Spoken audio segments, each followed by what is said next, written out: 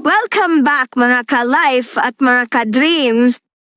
Thank you sa pag-subscribe sa Life's About channel. Thank you din sa like, sa share at sa comment. Pa-click ako ng notification bell para lagi kayong updated sa aking mga videos. My video for today is about numero at kahulugan ng pera sa panaginip. Pero syempre, bago ako mag-umpisa, muling tandaan na ang Diyos sa makapangyarihan pa rin na may hawak ng ating buhay at kapalaran. Napakahalaga ng pera sa buhay ng tao. Ano ang magiging kahalagahan nito kung napanaginipan mo? Samahan niyo ako mga ka-dreams at aking i-interpret. Ang pera kapag napanaginipan mo ay maaaring mga hulugan ng tagumpay at kasaganaan. Sumisimbolo rin ito ng self-confidence at self-love. Nag-interpret din ito ng iyong buhay, pag-ibig, sexualidad at kapangyarihan. Ano niyo guys? Ang numero ng pera ay number 14. Tapos pagbariya siya is number 25. Kung sa iyong panaginip na walan ka ng pera, nangahulugan ito ng kawalan ng ambisyon mo sa buhay at kawalan ng tiwala sa iyong sarili.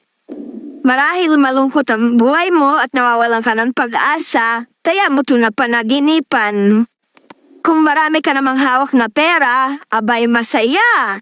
Dahil ibig sabihin, makakamit mo na ang tagumpay dahil ang pera nga ay simbolo ng tagumpay at tiwala sa sarili. At nagpapatuloy din ang pagganda ng love life mo. Kung namimigay ka naman ng pera, aba, hindi ka maramo. Maaari nga rin itong i-connect sa realidad dahil nakapaloob dito yung pagiging generous mo. Na willing kang mag-share ng blessing sa mga nangangailangan. Kung ikaw naman ay nagbibilang ng hawak mong pera, meaning full of energy ka palagi, at hindi ka nauubusan ng mga magagandang idea na pwede mong gamitin para mas mapabuti ang buhay mo at ang iyong career. Kung sa panaginip mo bigla ka nagkapera, di mo alam kung saan ang galing, paano napunta sa'yo. May mga material na bagay o happiness na pumapasok sa life mo. Dahil nga confident ka sa mga achievements mo, kontento ka na. Yun yung natagpuan mo, kasiyahan at kasaganaan. Kung ang pera naman ay nakalatag sa sahig, ito'y nangangahulugan ng kapangyarihan.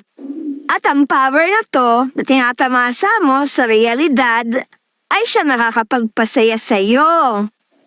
Kung nasa bag, nasa pouch o nasa kaha ang pera, ito ay pagsusumikap mo para makamit mo ang tagumpay.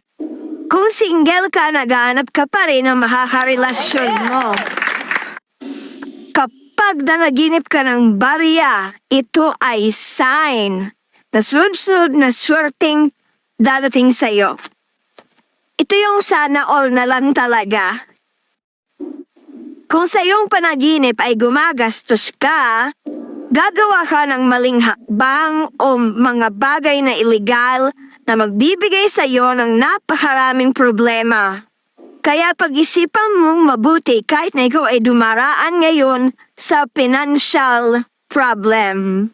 Sa panaginip, karaniwang sumisimbolo ang pera sa kapangyarihan, kayamanan, kaginhawaan, kahalagahan ng sarili, tagumpay o kumpiyansa sa sarili.